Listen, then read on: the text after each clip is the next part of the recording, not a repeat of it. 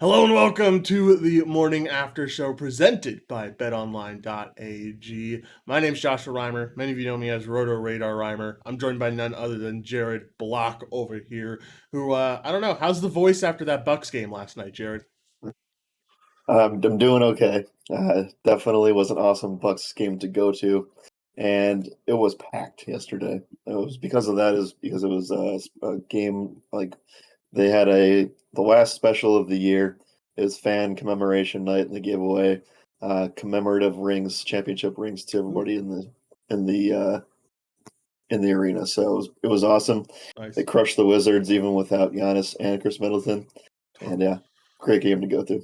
Tough, man. Tough to have to go to a game without both of them. I think I had to go to a Grizzlies game, where like everyone was sitting. It was like a late season game against the Kings last year, and I remember like everyone was sitting basically, and I know I was a little bit disappointed, but glad your Bucks got the dub, and we get to talk about March Madness today and kind of focus on March Madness today because we had four incredible games last night. I mean, it was so much fun to watch these four games play out. I know I was watching it all the way through, and it's going to be fun to talk about. Yeah, it's a very short, condensed show today, talking about like three things tops. Yeah, March Madness being the primary focus here. What a day! What a tournament! I think is probably the better way to say. And like no one is safe. yeah, So we talked about this yesterday. Talked about it like 5 minutes ago with you. When you're getting this far into the tournament, seeds literally do not matter. And I was still shocked that sportsbooks had Arkansas as a double-digit dog last night. yeah. So we can just start out with this game with Gonzaga facing off against Arkansas because it's the game that most people are talking about this morning. I feel like everyone had Gonzaga. They were the most popular champion pick this year. Yep. And to see them go down. Well, first of all, let's talk about odds and let's talk about betting. Because like you said, they were +10. Arkansas was +10 underdogs in this game. I think even at halftime with Arkansas up, they were still +300. And I was Yep. just smashing this bet the whole way through. Anytime I got plus money on Arkansas, I was hammering the bet all night long because I don't know. This Gonzaga team is good, but they're not that good to where when Arkansas's ahead, they shouldn't be the favored team. Like Arkansas, JT Note is Yep. incredible, and he was a stud all of last night. It's going to be really fun to watch him if he continues to go throughout this tournament into obviously the Elite A matchup, but also maybe Final Four for him. This Arkansas team has the good defense that they need. They have the really talented squad. They have the 3-point shooters. Like, I don't know. This Gonzaga team seemed outmatched almost at some point. They really did. And, shout out to the SEC for having one team left There and you that go. team Yep. having one of the best wins in the tournament. We'll get back to this Arkansas squad because they are potentially in the game of the year on Saturday against your Duke team. So Yeah. let's talk about Gonzaga really quick here because they are now, in my opinion, at the end of the window. The window's closed. It's done. They're not coming back. They had the last 5 years prime time to win a championship, and this goes back to I don't know. I mean, a lot of you guys are, you know, for what it's worth, a lot of the people on this that listen to this chat are older than us, so they remember they remember the Adam Morrison days, and they remember all the other stuff dating back to early days in the early 2000s for teams like Gonzaga, the West Coast Conference, the West Coast teams. So they see that this is cyclical a little bit, and we have been privy to watch Gonzaga now the past 5 years have really strong recruiting. They had one of the best players in the country last year, Jalen Suggs, goes to the NBA. I thought that he should have stayed back, but he's kind of proving himself now after finally being healthy in Orlando for at least a little bit of the season.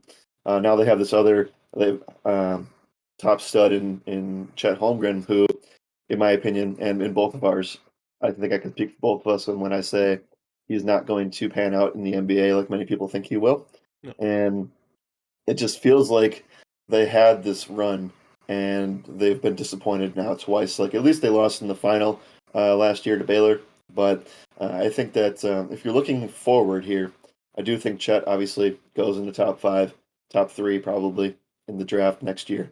And Drew Timmy probably not going to be as he might make a G League team. He might make a back half of the rotation kind of play, but I don't think he has an NBA career in front of him. And if you look down the line, they don't have a top 100 recruit coming in next year. So I don't know. Maybe they still make the tournament as a 5-6 seed, but I don't think it's going to be nearly the run that people were expecting anymore. So I think officially the window's closed on Gonzaga.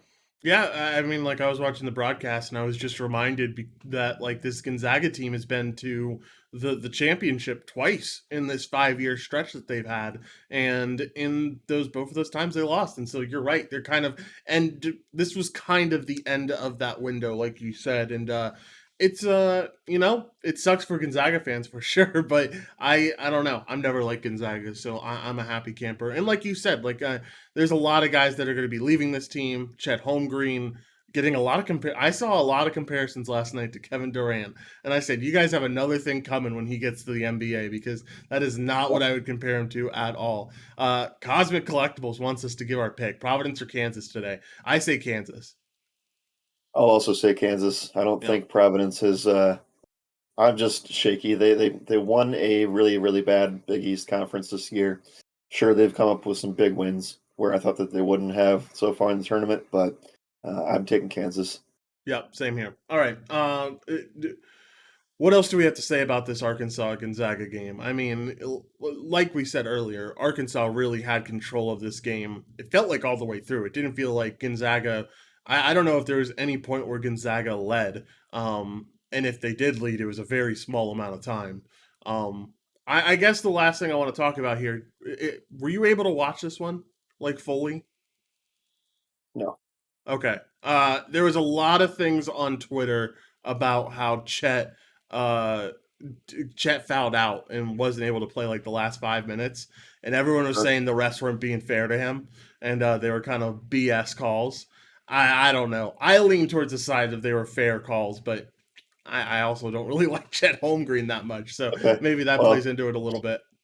there's the other side of that, and he's the most anticipated player in the tournament. So Yeah. of course there's going to be eyeballs on him, and make it hard for him. Why not? Like I don't know. I'm whatever. I mean that people are going to say things on both sides of this, but he's going to be judged hard either way, and I think Yeah. that's going to be a real thing when he comes to the NBA as well. Yep, I completely agree. All right, let's talk about Michigan Villanova. This is another really good one. Kind of the same thing where Villanova had control of this all the way through. Jermaine Samuels, top scorer for Villanova. Hunter Dickinson, 15 and 15, man. 15 points, Yep. 15 rebounds. Insane game for him to try to bring his Michigan Wolverines to the finish line, but just wasn't able to get the job done. We see Villanova pull it off 63 to 55. What are your thoughts on this one? Yeah. I mean, when you look at the actual stats of the game, there's not much that you can say goes either way. I think the big thing really was the fact that Villanova was just more efficient from 3-point land, which is, I mean, not even from an efficiency standpoint, really, because I guess technically Michigan shot better, but they just put up more threes in the end on the Villanova side. That's really what it came down to. They were a little bit better on free throws as well, but it did seem like they controlled the game despite all the stats looking fairly close. Villanova, like I said, we always have to try to target teams, especially in this tournament this year, that have veteran guard play. And what did Gonzaga not have this year? Veteran Veteran guard guard, play. yeah. Yeah. So, like Villanova, Connor Gillespie, he's the real deal. Sure, he's coming back from an injured season, but this is the kind of guy that I want to back and team that I want to back. Obviously, Jay Wright has had his ups and downs. Lately, more ups than downs, but he has one of the most. I don't know. If I had to take a guess, Gillespie would be my favorite to any college player who's played the most games in the March Madness tournament, probably outside of, at least in the teams that are remaining. I think he probably has the most games notched under his belt. So that's what I'm looking for. That's why most of my picks are where they are. I have Villanova as one of my Final Four teams. So yeah, that's where I'm going with that. Yep, for sure. It was a very good win by them. Let's talk about more veteran guard play with my Duke Blue Devils, baby, Jeremy Roach. I mean, can this guy's a stud? Talk about veteran guard play. He has been absolutely amazing for this Duke team. Keeps on keeping them in the fight. On top of that, Paulo looked really good yesterday, and it got off to a really rocky start against Texas Tech. I think we missed our first three. We airballed our first three field goal attempts and turned it over once. And I was like, this is not going to be a good game. We're going to really struggle here. But, Blue Devils kept close. And again, it looked like it again was just because of a strong finish from this Duke team, which is the exact same case against Michigan State, and in most of their close games has been the same exact thing where they just play really, really solid at the end of games and they kind of take Yep. over the game. I think, and between the last 8 minutes of this game, the Duke Yep. team went 8 for 8 from the field, and just absolutely dominated on the defensive side as well. I think they outscored Texas Tech, like I don't remember the exact number. I want to say it was like 20-5 or something ridiculous. But this Duke team looks really, really good right now, and I'm pretty happy with that performance last night. Right. So here's like I was watching this game. The Bucks game was pretty much over in the second half. There Uh was a huh. little bit of a worry at the very end. They got within 10, but for the most part, people were really tuning into this game uh, outside of the actual arena itself. So we were very, very into watching this one, and Texas Tech controlled the game the whole time. Like I mentioned before, this Texas Tech team was one of my. They actually were my one of my final teams that I had in there. But you look at the way that they controlled the game for the first at least 30 to 35 minutes. And you can see it in the stats. They out rebounded Duke 12-5. They had more rebounds in total. Um, they had less turnovers. And the main thing that came down to it was, like you said, Duke just had more elite scoring at the end of the game. And um, basically willing their team through this. It was a super adverse game for Duke because they were down literally the entire time. And the biggest stat that jumps off the page, and you saw this directly in watching the game itself, the free throws, man. They Mm-hmm. Duke had 10 more free throws than Texas Tech in 8 more attempts, which speaks volumes to basically how this game ended because it was like the final score does not indicate how close the game actually was. And I know Oh it's yeah. only 5 points, but it was definitely down to the wire. Oh yeah, without a doubt, it was down to the wire. Um, I think it also just goes to making good opportunity of your free throws as well. This Texas Tech team shot 55% from the line. Duke shot 88% from the line. So like, Yep. it's important. It all comes down to free throws at the end of the game. I feel like you always hear that in March Madness, but this game it was more true than ever. I want to talk about Paulo. I have been very negative about Paulo Banchero basically throughout the whole season, saying he's not that elite level talent. I've talked to you about it several times. He definitely has stepped up play, specifically at the end of last night. He was the top scorer in the fourth or in the second half of the game. He looked really, really good, and that three Yep. point shot that he had at the end of the game that kind of sealed the deal was absolutely clutch. After watching last night's game and after seeing what Paulo has done throughout the tourney, what do you think about his NBA draft stock? Yeah, I mean, I think the minutes were fantastic. That's what you would expect from a top recruit. 37 minutes in a game to get to the Elite Eight, and the he led the team in scoring. Obviously, was very solid from 3 point range, solid from just the floor all around. Peripherals looked good. Free throws were clutch. He only missed one free throw. Again, this Duke team shot very well in the second half. So personally, I know Chet will have this conversation a lot, but Yeah, we I will. don't, I don't, I think that I don't think because there's going to be comparisons to last year's draft where Cade Cunningham was the number one overall by a mile, and we all knew that. It seems like it's going to set up the same way with Chet, and I just frankly disagree. So Yeah. I think that maybe you see Banchero's draft stock rise a little bit more as the tournament goes on. Uh, this is going to be interesting. We'll bring this up in NBA over the next week and a half, as we only have about 10 more 10 to 12 more days of the regular season left. But um, we're going to get to a point where these bottom teams, I know that the lottery is obviously going to play into effect here, but they might have to, like, it's going to depend on the team whether or not they want to go with a guy like Banchero or go with a guy like Chet or some of the other top studs in college ball right now. So I think this is not the last you're gonna see from Banchero, and he's gonna have to go up against a really tough Arkansas team that, again, Duke gonna be the favorite here. Um, they weren't the favorite last night, so I think they No. had a little bit of a chip on their shoulder from that. Uh, but yeah, we were talking about this personally myself. I think that it's not that wide of a gap between Banchero and Chet. But how do you uh, how do you not see the writing on the wall that Duke's going to get his 100th win for Coach K for March Madness? Seriously, man. Like it was, it's his 100th win. I'm not going to say the NCAA won't let him lose, but like it's yeah, I already see Bacon putting rigged in the chat. He was bound to get his 100th win in the tourney. They weren't going to let him retire without having that. So I think like that's the easiest narrative of all, right? Like it's probably going to happen, and it did happen. So it was really good to see this Duke team. Like you said, they get to face off against Arkansas in the Elite Eight this Saturday, and it should be a really good time. It should be fun. If Duke ends up winning this game, and we'll talk about UNC and what they're set up for tonight.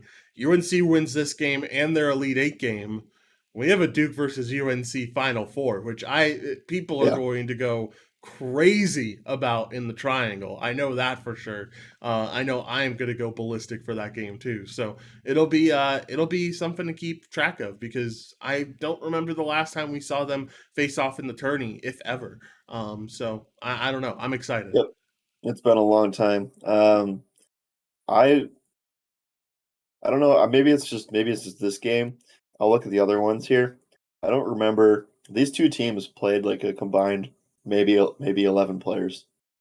Like you see the heavy minutes for Texas Tech, Hmm. and then you have one guy with 10 minutes on the bench, one guy with 7 minutes.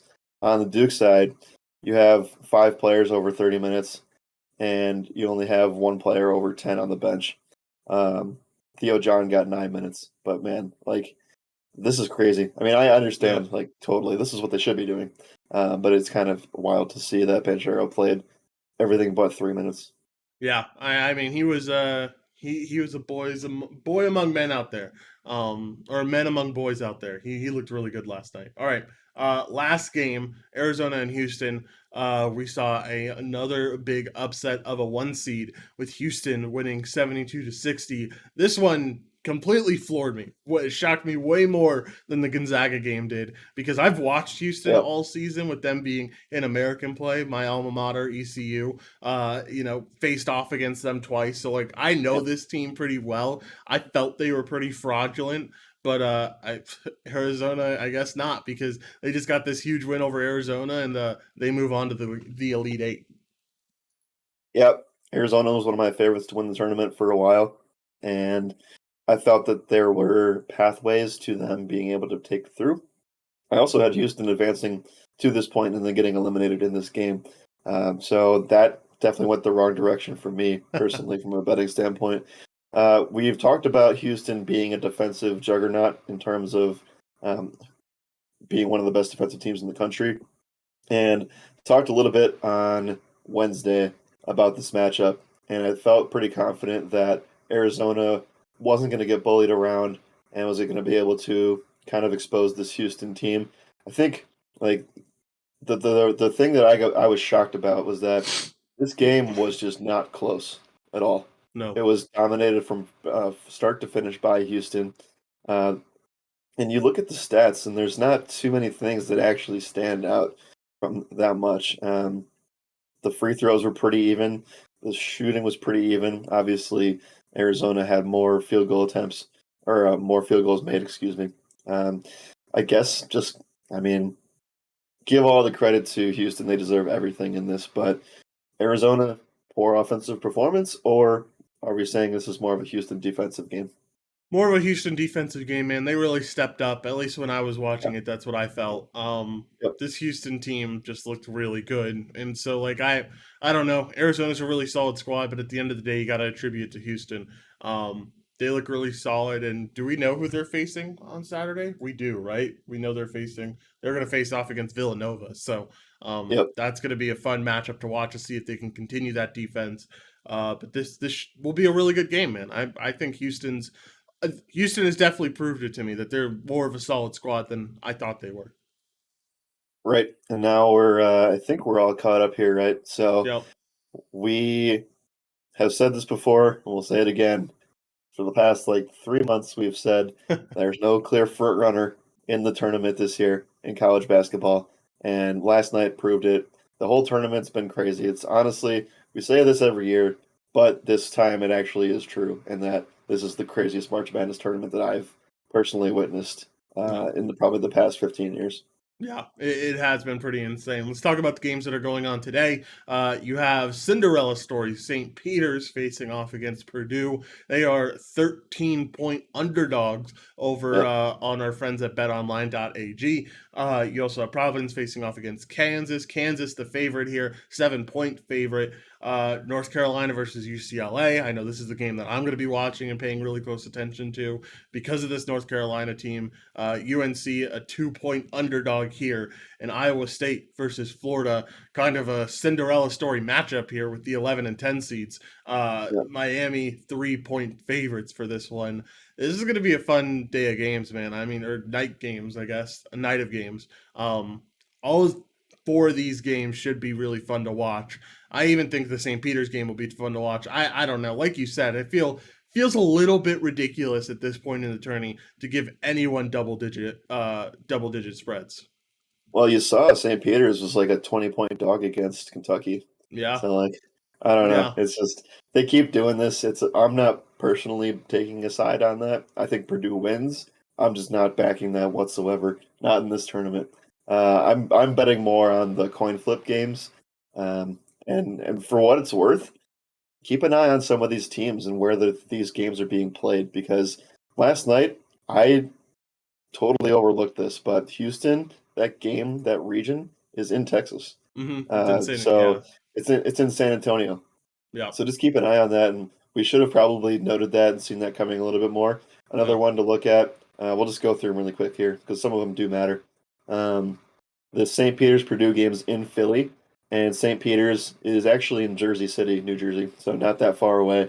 Purdue, Indiana, also not that far away either. So you should see fans actually back these two teams pretty good. So this Kansas Providence game's in Chicago. The Iowa State Miami game is also in Chicago. So who has the advantage there? I think Iowa State has the advantage there. Think so. Not too far away, 6 hours or so. And then this North Carolina UCLA is in Philly as well. So I think North Carolina could potentially travel for that one too. So No, very interesting to see how that pans out. Should have seen the Houston one coming last night. That was kind seriously. of a given. So I don't know. I am again not going to be betting anything that's probably more than a 2-point spread, 3-point spread down the line here. Maybe we get a final where it's got a little bit lopsided, but personally, I would rather take the chance on the coin flips. Yeah, I would agree. I know specifically I'm probably going to be betting as much as it hurts my soul and as much as I usually don't do it, I'm probably going to bet UNC money line here. I don't know. I just Yep. feel like I feel Yep. like they have this pretty matched up well against UCLA. I feel like they're an underdog just because of the seeding, and you can't really odd these Sure. guys off of seedings anymore. So, I like this UNC team. Honestly, I think they're pretty talented. And I think they get the win here. Well, we knew from the start that they were underseeded, Yeah, overseeded, no, underseeded, underseeded. underseeded. So yeah, they should not have been where they were. They should have been closer to a 4 or 5, and the bracket fell the perfect way for them, and now they're in a great spot to take advantage of it. Yeah, absolutely a great spot. So will be fun to watch. This whole weekend of March Madness will be fun to watch, and we'll be here to recap it for you on Monday. All right. Anything else with March Madness? If not, we got to talk about the conclusion of the Tyreek Hill news because we talked about it live on the show on Wednesday. Then we got off. We saw the trade happen right after we got off the show, basically, and yeah, it went from there. So we get to talk about it now. Yeah, Tyreek Hill is officially a Miami Dolphin. Apparently, the Jets were never in consideration. I don't know if you saw that, but Surprise, surprise. he doubled down and came back and said that it was Miami the whole time. And I guess the Jets were interested, but there was no agreement on the Hill side of things with that. So hearing a lot of talk about, Miami has the two fastest receivers in the league. They also have Will Fuller, Devontae Parker, but if you have a quarterback that can't throw more than 30 yards down the field, what are you going to do with that? So I personally think Miami is a potential second place team in the AFC East. I still think the Patriots, who have been completely silent through the last month or so, uh, may be able to edge them out. But they beat the Patriots twice last year. I think they at least took the first game. Um, so for me, not over the moon on this Miami thing. I actually think the Chiefs made a really good call here. Tyreek Hill's 28 years old. They knew that they had to pay him, and they weren't going to be able to afford it. You have Travis Kelce in the back nine of his career, at least from a productivity standpoint. And you have Juju Smith-Schuster now, who's 25 years old. You signed Marquez Valdez-Scantling, who, if he can stay healthy, goes from a quarterback of Aaron Rodgers to Patrick Mahomes. That dude's probably got the best run in NFL history. Seriously. Uh, but I think this is a smart move by the Chiefs. The writing was on the wall. They knew that they couldn't keep this team together, and in order to keep the window open, still, you paid Patrick Mahomes. He's one of the top paid players in the NFL, and you have to make decisions. And they made the decision, and you're basing this off of, yes, he's been elite. He's been like a 6-time Pro Bowler, Super Bowl champion, obviously, and you're getting to the point where we don't know how many years he's going to be at this elite productivity level, and he wanted Devonte Adams type money, so he got it. The Dolphins gave up the rest of the next 3 to 5 years of their draft capital for this move, as well as all the other moves they made under their new coaching regime. So I think that Miami is going to get back to being competitive, um, but I don't think it's a Super Bowl type winning move. I think the Chiefs made actually a good call here. Yeah, I agree. And here's my thing: is like you said, Tyreek Hill, 29 years old now. The first thing that goes is speed. It's Yep, always the thing with players, with skill players yep, specifically. The first thing that goes is always the speed, and that's kind of what defines Tyreek Hill's game. I mean, he's a very talented wide receiver overall, but that elite speed that he has really defines what he does. And maybe Miami gets one season of it, maybe Miami gets 2 seasons of it, but I don't know long term how much you can expect from Tyreek Hill. So it's very interesting. I just want to talk about the compensation that the Chiefs got because I do feel like it's pretty solid. They got a first round pick this year. That's number 29 for that first round pick. They got a second round pick as well this year. They got a fourth round pick this year, and then they got a fourth and sixth for next year. That helps them because it gives them a few extra draft picks for when the draft is in Kansas City next year, which should be a good time for sure. yep. I, what are your thoughts compensation wise? Like, do you feel like this is a good enough, considering that they weren't going to be able to sign him? I think it's pretty awesome that you're able to get a first and second, considering the fact that you weren't going to be able to keep him on the team regardless. Well, it's incredible. It's an incredible haul for Kansas City. Yeah. I think decent. Like it's a decent haul for both sides. I think I agree with you. We're looking at this from a macro lens, right? Not just like, yes, we know that he's probably going to be good next year. He's Yeah. probably going to be good the year after that. But 3 years in a row with that kind of productivity from that offense transferring to Miami, there's a lot of unknowns there still. And I think just based on the fact, like, yes, they probably will use him like Debo Samuel. I'm going to say this for forever, and I hope you don't get tired of me saying it, but Miami Dolphins will be the AFC Niners. They will. They Yeah. just will be. That's Yeah. how they're being constructed. They're going to run the ball a lot. They have a mobile quarterback who can throw short routes, and they're going to use Tyreek Hill like Debo Samuel. He's not as physical as that, but that's how they're going to do it. And I just don't know. Like, sure, the explosivity is going to be there, but Kansas City, I think, is the real winner here. This is how they keep Patrick Mahomes and this team structured the way it is alive for a Super Bowl. I think that the AFC West obviously got a ton more difficult. You have the Bills still in the division. You have the reigning AFC champs and the Bengals not going away anytime soon. And this is what they had to do to be able to stay competitive for the next 5 years. Because you look at the list of quarterbacks, Patrick Mahomes is up at the top of them in age. So Yeah. like there's going to be the Herberts, the Allens, Tua's there. You have Watson. You have just like literally everybody. I mean, Russ is obviously at the top of the group in age, but I think what I'm trying to say is this is how, and this is the only way that they were going to be able to extend their window to remain competitive for not just the playoffs, but for a title. Because I think we know that I would be shocked if the AFC West didn't have three playoff teams in it next year, and this is now more than just winning the division for the Chiefs. Yeah. I think that, just to touch back on you saying the Dolphins are the 49ers of the AFC, I completely agree, especially because, like you said, what do you do with a quarterback that can't throw 30 yards down the field? The 49ers had to deal with that basically all season with Jimmy G. So, like, this is almost a replica offense of what the 49ers pulled off. And that's exactly what Mike McDaniels wanted. He wanted to create that offense all over again. He did exactly that. And, I don't know. It should be fun to watch. I see some reports about Tyreek Hill challenging Jalen Waddle to a race. That should be exciting. I wanted to see him challenge Raheem Mostert to a race because Raheem's always been an incredibly fast running back. So I want to see that happen. Yeah, and it's a fun. They have a fun skill player team right now. They still Yeah. have to figure out what they're going to do with some of it, but I like where that's going. And it's underrated that they have both Chase Edmonds and Raheem Mostert. So if they can both stay healthy, there's definitely something there. Going back to the Chiefs one more time, I think that our criticisms of them this year early on during the middle of the season were that they're trying to do this backyard football thing when they get down and when things don't work. And I think that this move kind of restructures the offense a little bit to be a little bit more dialed in and um, just not as like you're still going to have the weird Andy Reid stuff, but this could give them the ability to not always have to rely on Mahomes like throwing a 60-yard bomb to Tyreek or like having them make stuff happen out of thin air. I think there could be more structure to this Chiefs offense, which I don't think we've seen that in the last like 3 or 4 years. Yeah, should be exciting. Should be actually. I don't know.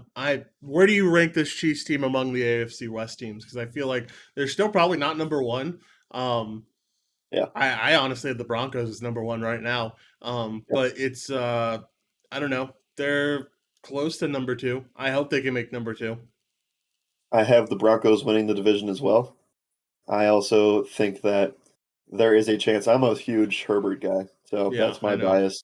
And I think that if the Chargers can win and take two from Kansas City, then they will be the number two. But until they do that, they will be number three.